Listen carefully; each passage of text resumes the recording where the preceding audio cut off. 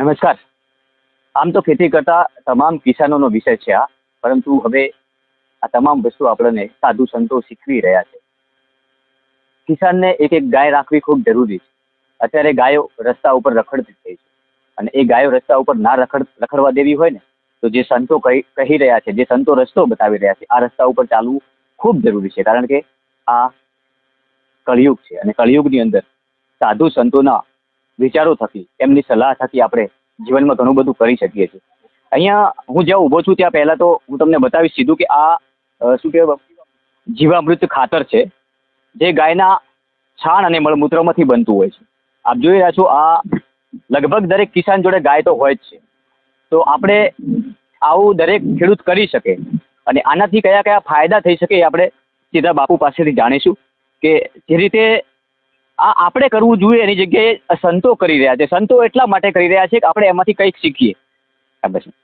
બાપુ શું કહેશો, આ જે જીવામૃત છે એનાથી કયા કયા ફાયદા થાય છે, કઈ કઈ વસ્તુથી આ બને છે? અત્યારે તો મેં ઘણી જગ્યાએ જાણ્યું છે કે ખેડૂતો આ બનાવતા શીખી ગયા છે અને ઘરે બનાવે પણ છે. ઘણા લોકોના મેં રિવ્યૂ પણ લીધા છે, પરંતુ હજુ આમાં ઘણી બધી ઉણપ છે. ખેડૂતો હજુ ઘણા પાછળ છે, એમને જગાડવા માટે ઘણી બધી મહેનત કરવી પડશે. આ એકદમ સરળ પદ્ધતિ છે. એનામાં આપણે 1 કિલો કે 2 લીટર જેવું ગાયનું ગૌમૂત્ર અને 4 થી 5 તગારા ગાયનું છાણ અને 200 થી 250 લીટર પાણી અને 1 કિલો ગોળ અને 1 કિલો ચણાનું લોટ એ નાખી અને 5 દિવસ સુધી એમને છોડી દેવાનું. અને દરરોજ ઘડિયાળ જેવી રીતે ઘૂમે એવી રીતે હલાવવાનું. 5 દિવસ પછી એમાં એવા સારા બેક્ટેરિયા પેદા થાય છે જે કિસાનના સાચા મિત્ર કહેવાતા હતા અળસિયા. એ અળસિયાઓ જમીનમાં નેચર જતા રહે છે, ખાતરને લીધે મરી ગયા છે, પરંતુ એ ઉપર આવે અને છોડોને જે આપણને ઓક્સિજન જોઈએ અથવા યુરિયાની જે પૂર્તિ કરતું હોય એ બધી પૂર્તિઓ આ કરતું હોય. અને નાના મોટા જીવાતો જે અત્યારે અરેંડામાં છે અથવા જીરામાં છે એમાં લાગતા હોય એ પણ આનું નષ્ટ કરી નાખે છે અને આપણી ધરતીને ઉપજાઉ બનાવે છે. અત્યારે આપણી ધરતી એકદમ બંજર જેવી થઈ ગઈ છે. એમાં કોઈ પાક લેવું હોય તો યુરિયા કે આ નાખવું પડે. એના કરતાં અગર આપણે 3 વર્ષ સુધી આનો ઉપયોગ કરીએ, આમ તો શાકભાજી માટે તો થોડા 1 મહિનાના ઉપયોગમાં શાકભાજી થઈ જાય, પણ મોટી ફસલ લેવી હોય તો પહેલાં આપણે જમીનને 3 વર્ષ સુધી આ આપીએ, પછી આપણી જમીન જેટલું યુરિયા નથી આપતું એનાથી વધારે સારી વસ્તુ અને પૌષ્ટિક આહાર આ જીવામૃત આ લઈ શકે છે. એના ઘણા બધા બીજા બી પ્રયોગો છે, જેટલા પ્રયોગો આપણે કરી શકીએ એટલા કરીએ, પણ કિસાનો આ પ્રયોગ કરી શકે છે ઘરે. બિલકુલ સાચી વાત. આપણે ઘણીવાર જોયું છે કે બનાસકાંઠામાં છેલ્લા કેટલાય સમયથી એરંડા હોય, બીજી ઘણી બધી ખેતી છે, જે પાકો છે, એમાં છેલ્લા કેટલાય સમયથી ઈયળો છે, કાતરા છે, આ સતત આ ઉપદ્રવનો બહુ ત્રાસ છે ખેડૂતોને. પરંતુ એનાથી બચવા માટે આ શ્રેષ્ઠ ઉપાય છે. આપણે દરેક ખેડૂત એક એક ગાય રાખીએ, અને ના હોય તો ખરીદીને પણ રાખીએ, કારણ કે બીજા ખોટા ખર્ચા બચાવીને પણ ગાયને રાખવી ખૂબ જરૂરી છે. જીવનમાં સાચી દિશામાં જવું છે તો આપણે ચોક્કસથી આ સંત જે કરી રહ્યા છે એ આપણે કરવાનું છે, અને આપણા માટે આ સંતો કરી રહ્યા છે. ત્યારે બાપુ છેલ્લી વાત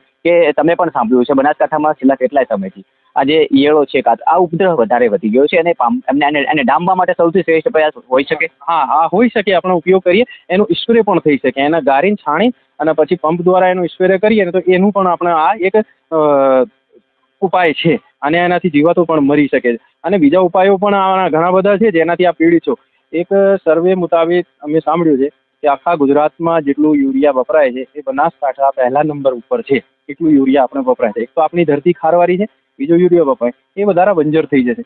પરંતુ આપણા રાજ્યપાલ શ્રીના બીજા વિડીયો જોઈને આપણે ઘણું શીખી શકીએ છીએ, અને બીજા જે જીવાતોથી આપણે ત્રસ્ત છીએ એ જીવાતોના નવા એમાં 8 થી 10 પ્રકારના પ્રોજેક્ટો તૈયાર થાય છે. એ ઘરે કરી શકીએ અને એકદમ નિઃશુલ્ક, કોઈ પૈસાની એમાં લાગત નથી. ડીએપી લેવા જાઓ 300-400 અથવા યુરિયા 300-400 મળે, પણ આ નિઃશુલ્ક તમારે ઘરે બનાવી શકો છો. બિલકુલ સાચી વાત છે. અહીંયા મારે મહત્વનો સંદેશ એ આપવો છે કે આપણે વધુ ઉત્પાદન મેળવવા માટે, વધુ પૈસા કમાવા માટે આપણે આપણું જ જીવન નર્કમાં ધકેલી રહ્યા છે. કારણ કે આપણે વધુ પૈસા ભેગા કરવાની લાઈનમાં આપણે આપણા પરિવારને મોટું નુકસાન કરી રહ્યા છે, અને આ પરિવારને બચાવવા માટે આ ખૂબ જરૂરી છે. આના માટે જે જયરામદાસ બાપુએ જે સંદેશ આપ્યો છે, આ સંદેશને ટકાવી રાખ્યો. આપણે પણ એમાં સહિયારો પ્રયાસ કરીએ, ભાગીદાર બનીએ, અને સાધુ સંતો જે અપનાવી રહ્યા છે